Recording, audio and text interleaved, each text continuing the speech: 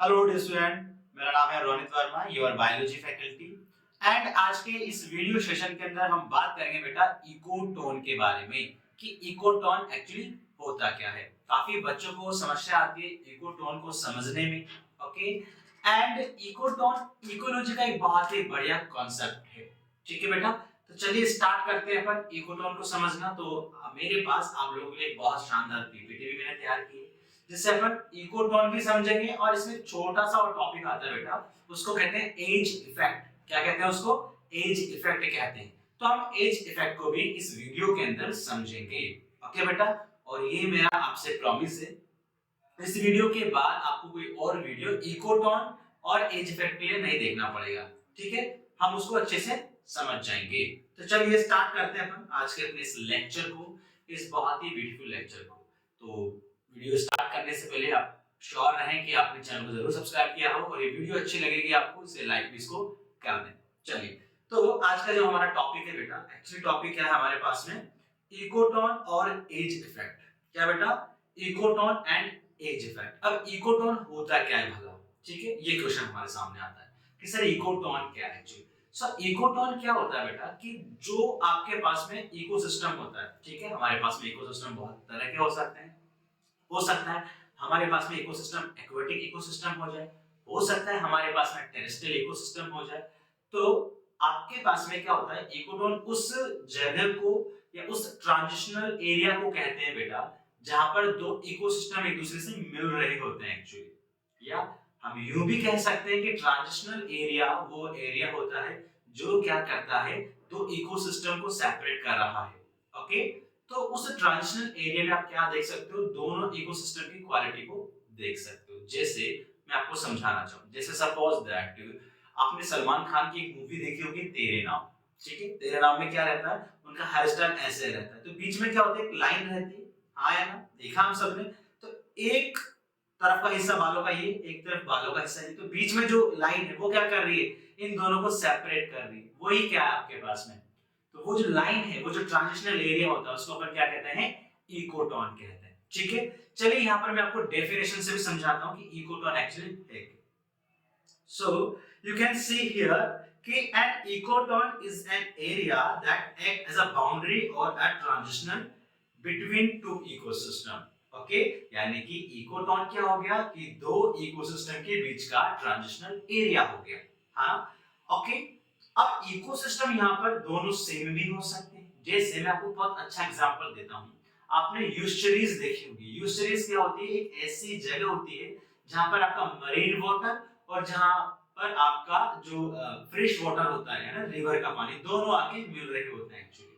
उसको अपन क्या कहते हैं, यूस्टरीज कहते हैं। ठीक है, तो यूस्टरीज में क्या होता है, आपको दोनों के अंदर क्या देख सकते हैं, आप सेपरेट कर सकते हो यूस्टरीज से। कैसे? यूस्टरीज, फिर यहाँ पर मरीन हो गया और इधर फ्रेश वाटर, तो उनके बीच का जो ट्रांजिशन एरिया वो क्या है, यूस्टरीज है। तो इकोसिस्टम दोनों जगह सेम है, उधर भी एक्वेटिक है, इधर भी एक्वेटिक होता है। आई बात समझ में आपको? कई बार आपको दिखते हैं ग्रासलैंड्स दिखते हैं डेजर्ट में और फॉरेस्ट के अंदर। ठीक है, सो ये हमारा क्या होता है बेटा, इकोटोन होता है। आगे बात करते हैं इकोटोन के बारे में। सो आप यहाँ भी देख सकते हैं, अब कॉमन एग्जांपल क्या होता है, जैसे एरिया ऑफ मार्शलैंड हमारे पास में आता है। क्या बेटा? एरिया ऑफ मार्शलैंड कहां पर होता है, रिवर में और इट्स रिवर बैंक में होता है। ठीक है बेटा, तो रिवर बैंक मतलब क्या हो गया, उसका किनारा हो गया एक्चुअली। ठीक है, सो रिवर, रिवर का किनारा। ठीक है, ओके, और उसके बाद में टेरेस्ट्रियल स्टार्ट हो जाता है, तो वो क्या आपके पास में जो रिवर बैंक होता है वो क्या आपके पास में एक तरीके से ठीक है, और जो रिवर है उसके बीच में क्या मिलता है आपको, मार्शलैंड मिलता है। मार्शलैंड क्या होता है, मार्शलैंड एक इकोटोन होता है बेटा। ठीक है, ओके, आगे बात करते हैं अपन। Ecotone are great environmental importance because the area is a transitional between two ecosystem or biomes. It natural that contain a large variety of species. So ecotone ecologically बहुत इंपॉर्टेंस रखते हैं। क्यों रखते हैं? बिकॉज इकोटोन के अंदर आपको क्या देखने को मिलता है बेटा, इकोटोन में आपको देखने को मिलती है डिफरेंट काइंड ऑफ वेराइटीज, या हम यूं भी कह सकते हैं कि यहाँ पर आपको बहुत ज्यादा बायोडाइवर्सिटी देखने को मिलती है। यहाँ पर आपको डिफरेंट काइंड ऑफ फोना, फोना मींस बेटा animals, and flora, flora means plants. तो यहाँ पर आपको प्लांट्स की, एनिमल्स की स्पीशीज बहुत ज्यादा देखने को मिलती है। करेक्ट बेटा, ओके। एंड अगर हम बात करें बेटा कि बोथ बॉर्डरिंग इकोसिस्टम क्या करती है, उसको इन्फ्लुएंस करती है बिकॉज ऑफ इकोटोन। तो इकोटोन में क्या होगा आपके पास में, अब जैसे दो इकोसिस्टम के बीच का स्पेस इकोटोन है, तो एक सिस्टम चाहेगा कि यार मेरी क्वालिटीज है वो इसको इन्फ्लुएंस करना चाहेगा, और दूसरी तरफ क्या होगा बेटा, जो दूसरा इकोसिस्टम है वो उसका इन्फ्लुएंस करना चाहेगा। कैसे करेगा उसको समझो। एम्फीबियंस आप लोग जानते होंगे, एम्फीबियंस क्या होते हैं, ऐसे ऑर्गेनिजम्स होते हैं जो कहां रहते हैं सर, जो वाटर में भी रह सकते हैं और सर जो लैंड पे भी रह सकते हैं। क्या बात सही है कि नहीं? ना तो वो पूरी तरह लैंड पे होंगे और ना वो पूरी तरह किसमें होंगे, वाटर में होंगे। क्या बात सही है? हाँ सर, एक एम्फीबियन तो यही होता है। सो वो ऐसी जगह पर रहते हैं जहां पर वो लैंड के कांटेक्ट में भी रह सकते हैं और जहां पर वो वाटर के कांटेक्ट में भी रह सकते हैं। क्या बात सही है? हाँ सर, ये बात तो बिल्कुल सही है। ठीक है बेटा, सो ये दोनों बॉर्डर जो होती है, यानी दोनों इकोसिस्टम जो होते हैं वो वहां पर रहने वाली या तो प्लांट स्पीसीज जिसको हम फ्लोरा कह रहे हैं या फिर एनिमल स्पीसीज जिसको हम फोना कह रहे हैं, वो इन्फ्लुएंस करती है। ओके, जैसे यहाँ पर आप डायग्राम देख सकते हैं बेटा, you can see here a diagram. तो यहाँ पर आप देखो, ये आपके पास में क्या दिखेगा आपको यहाँ पर, सर यहाँ पर मुझे दिखाई दे रहा है ये टेरेस्ट्रियल, और यहाँ पर आपको क्या दिखाई दे रहा है बेटा, ये सर ये दिखाई दे रहा है। तो यहाँ पर ये टेरेस्ट्रियल हो गया, मैं टी से डिनोट कर रहा हूँ, और यहाँ पर आप देख सकते हो ये रिवर हो गया, एक्वेटिक सिस्टम हो गया। इसके बीच में जो ये आपके पास में स्पेस है बेटा, ये सब क्या आपके पास में, ये एक इकोटोन को दर्शाता है। क्या बात सही है कि नहीं है? हाँ सर, बात बिल्कुल क्लियर है। ठीक है, चलिए अब आगे बात करते हैं, आगे समझते हैं, और एग्जांपल्स मैं आपको देता हूं यहाँ पर इकोटोन के बेटा। ठीक है, सो एग्जांपल्स ऑफ इकोटोन को हम देखने वाले हैं, समझने वाले कि इकोटोन के कौन-कौन से एग्जांपल्स हमारे पास हैं।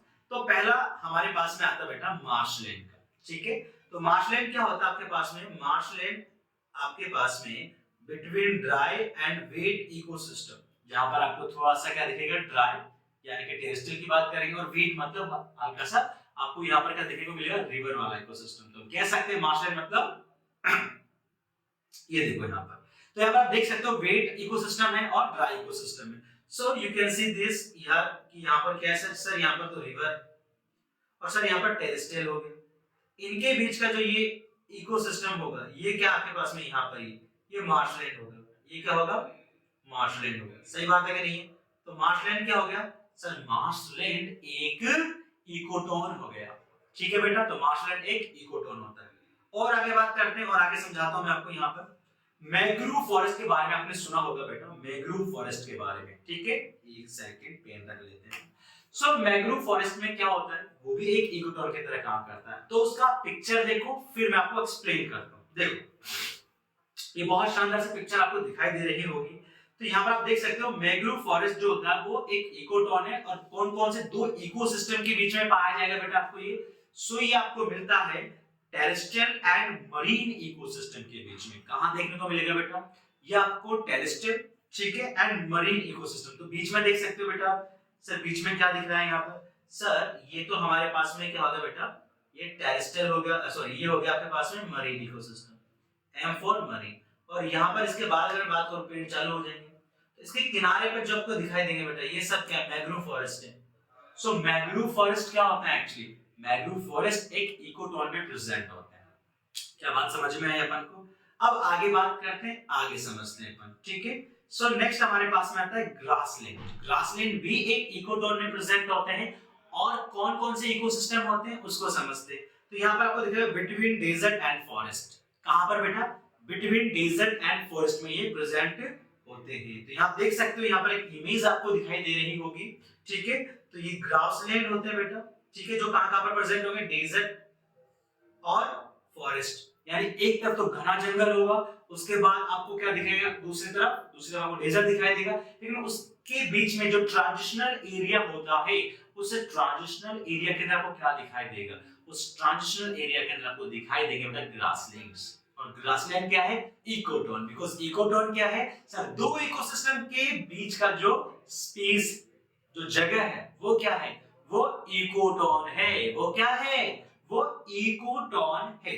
ठीक है बेटा, आगे चलते हैं, आगे बात करते हैं अपन कैरेक्टरिस्टिक्स ऑफ इकोटोन के बारे में।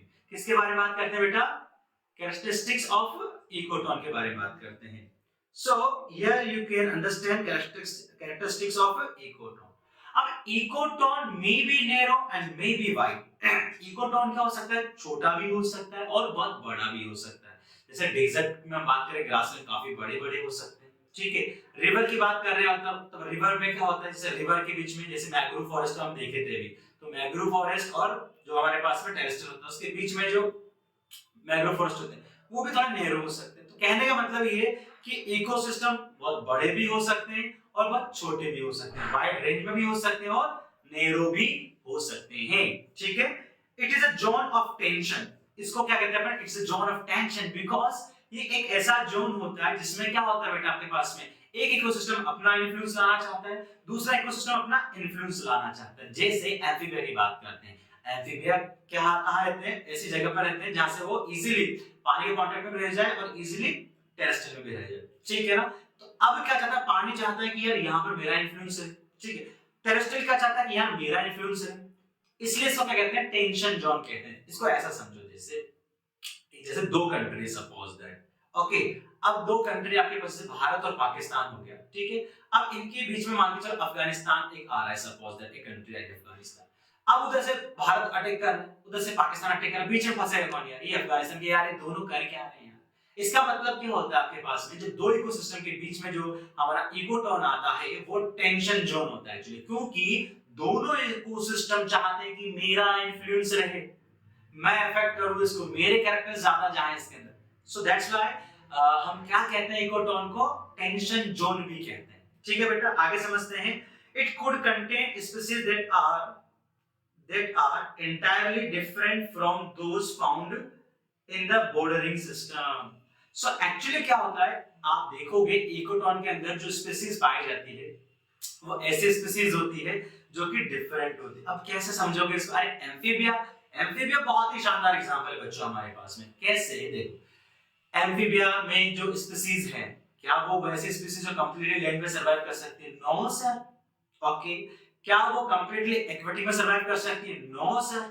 हाँ, तो ये आपके एक्वेटिक से डिफरेंट भी हो गए और ये आपके किससे डिफरेंट हो गए बेटा, ये डिफरेंट हो गया आपके पास में जो लैंड पे पाई जा रही है। सो दैट्स व्हाई हम यहाँ क्या कहते हैं इसको, कि जो इकोटोन के अंदर जो स्पीशीज पाई जाती है वो एंटायरली डिफरेंट होती है दोनों इकोसिस्टम से। क्या बात सही है कि नहीं? बात तो बिल्कुल सही है।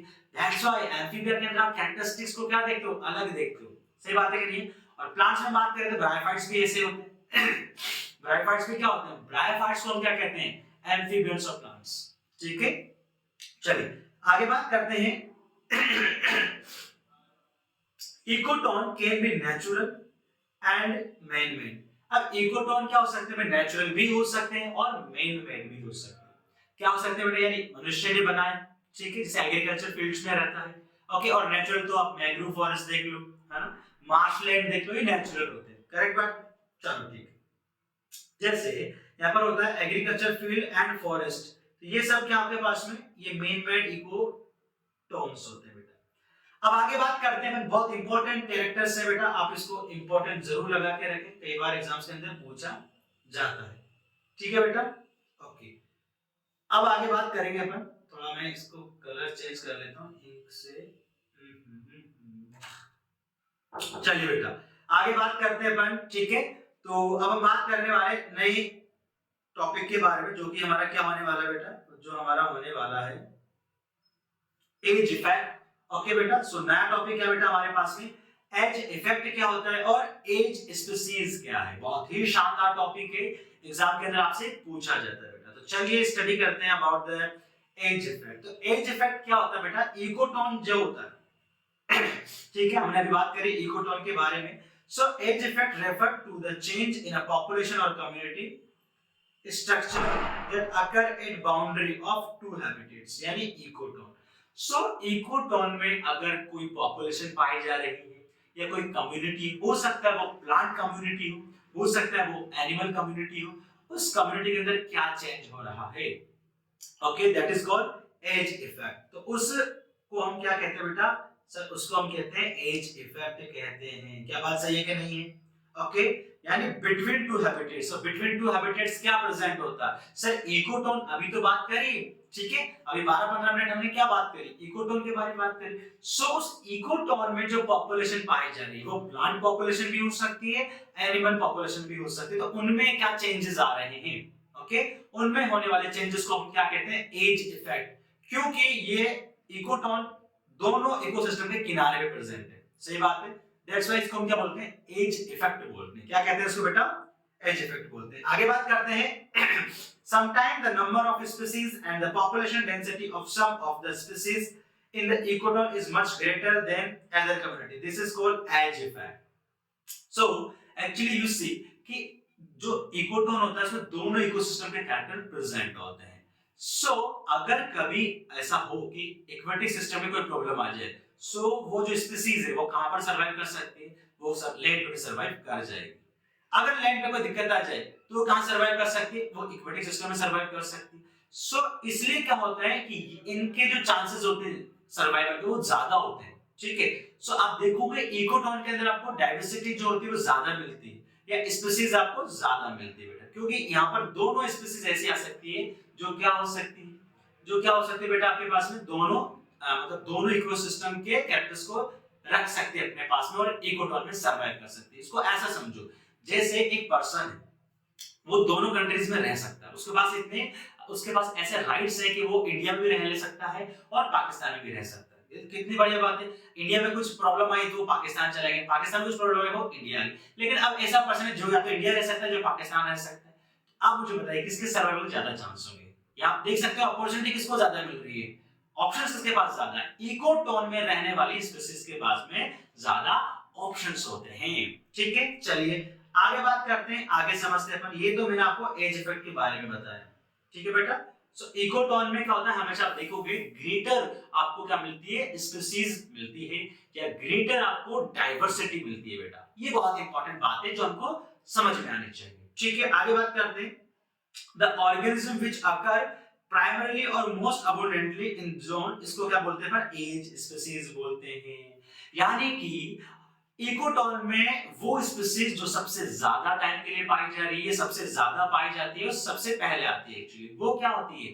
वो होती है एज स्पीशीज। क्या कहते हैं उसको? Edge species. क्या बात सही है कि नहीं? जैसे सपोज दैट कोई एक्स ऑर्गेनिज्म है, वो एक्स ऑर्गेनिज्म क्या है? काफी लंबे समय से इस इकोटोन में रह रहा है और वो वहां पर सर्वाइव भी कर रहा है, अपना जो भी उसका इंटरेक्शन होता है पॉपुलेशन के साथ, मतलब एनवायरनमेंट के साथ, वो भी बढ़िया कर रहा है, कोई दिक्कत वाली बात नहीं है उसको। सो इस तरह की स्पीशीज को जो इकोटोन में पाई जाती है, जो कि एज में पाई जा रही है, उसको क्या कहते हैं अपन? उसको एज स्पीशीज कहते हैं। क्या कहते हैं बेटा? उसको एज स्पीशीज कहा जाता है। क्या बात सही है कि नहीं है? बहुत सिंपल है। In the terrestrial ecosystem edge effect is specially applicable to birds. क्या बात समझ में आया अपन को? तो in the terrestrial ecosystem edge effect is specially applicable to birds. तो किस पे अप्लाई होगा? ये बर्ड्स पे अप्लाई होगा। ठीक है, नेक्स्ट हम बात करते हैं फॉर द एग्जांपल। इसको समझो एग्जांपल से। For example the density of birds is greater in ecotone between the forest and desert. जैसे अब एज इफेक्ट की कैसे बात करी बर्ड्स के लिए, उसको समझो, बहुत इंपॉर्टेंट चीज है और आपको समझ में आ जाएगा। देखो भाई, इकोटोन में हमारे पास में क्या है? यहाँ पर जो बर्ड्स की डाइवर्सिटी होती है, बर्ड्स का डेंसिटी होता है, वो बहुत ज्यादा होता है। एक्चुअली कैसे ज्यादा होता है उसको समझो बेटा, कि फॉरेस्ट और डेजर्ट के बीच में क्या प्रेजेंट होते हैं? Grassland suppose that. ठीक है, अब यहाँ पर आप देखोगे बेटा कि फॉरेस्ट में और डेजर्ट के बीच में जो इकोटोन है, वहां पर जो नंबर ऑफ स्पीशीज है बर्ड्स के, वो ज्यादा है कंपेयर टू डेजर्ट। जैसे इसको ऐसा समझ सकते हो, ये हमारे पास में क्या बना देता हूं मैं? ये दो इकोटोन बना दिया। अब यहाँ पर ये आप मान के चलो सर, ये डेजर्ट हो गया हमारे पास में, ये डेजर्ट है, ये फॉरेस्ट है आपके पास में। बेटा ये क्या है सर? ये फॉरेस्ट है। यहाँ पर आपको मिल रही है ए, बी और सी। यहाँ पर आपको मिल रही है 1, 2 और 3 स्पीशीज। यहाँ पर आपको मिलेगी ए, बी, सी, 1, 2, 3। और ये जो है इसको क्या कहते हैं बेटा? सर ये हमारा हो गया इकोटोन। क्या बात सही है कि नहीं है? तो आप मुझे बताओ, डेजर्ट में आपको कितनी स्पीशीज मिल रही है बर्ड्स की? सर 1, 2, 3। सर 3 स्पीशीज मिल रही है। फॉरेस्ट में भी कितनी मिल रही है? सर फॉरेस्ट में भी 3 मिल रही है। बट इकोटोन में देखो, इकोटोन में आपको कितनी मिलेगी बेटा? 6 स्पीशीज मिल रही है। कितनी मिल रही है? 6 स्पीशीज मिल रही है। 6 species is found in ecotone. ठीक है बेटा। सो बर्ड्स की इको मतलब बर्ड्स जो है वो इकोटोन में सबसे ज्यादा मिल रही है। क्या बात सही है कि नहीं? बात बिल्कुल क्लियर है। तो इस तरह से क्या होता है बेटा आपके पास में, इस तरह से आपके पास में क्या होता है बेटा, हम इकोटोन को और एज इफेक्ट को दोनों को समझ सकते हैं। होप सो कि आपको ये वीडियो बहुत अच्छा लगा होगा, जहां पर हमने इकोटोन और एज इफेक्ट के बारे में और एज स्पीसीज के बारे में बात की। ये इकोसिस्टम का, या अगर हम बात करें बेटा इकोलॉजी का, बहुत ही शानदार कॉन्सेप्ट है। अब आने वाले वीडियो में हम बात करेंगे और टॉपिक के बारे में। तब तक के लिए आपसे मैं बाय बाय कहना चाहूंगा। और वीडियो अच्छा लगे, वीडियो समझ में आया हो तो प्लीज इस चैनल को जरूर आप सब्सक्राइब करें बेटा। और वीडियो अच्छी लगे तो वीडियो को लाइक करें। आप चाहते हैं कि आपके दोस्तों तक भी ये वीडियो जाए और इस चैनल को आप सपोर्ट करना चाहते हैं तो प्लीज इस वीडियो को आपके दोस्तों तक जरूर शेयर करें। और वीडियो का जो भी फीडबैक हो प्लीज और प्लीज आप कमेंट सेक्शन में जरूर लिखें। Thank you so much, all the best. मिलेंगे एक नई वीडियो में एक बहुत ही शानदार और बेहतरीन टॉपिक के साथ में। तब तक के लिए आप लोगों से मैं विदाई लेना चाहूंगा। थैंक यू सो मच बच्चों, बाय बाय।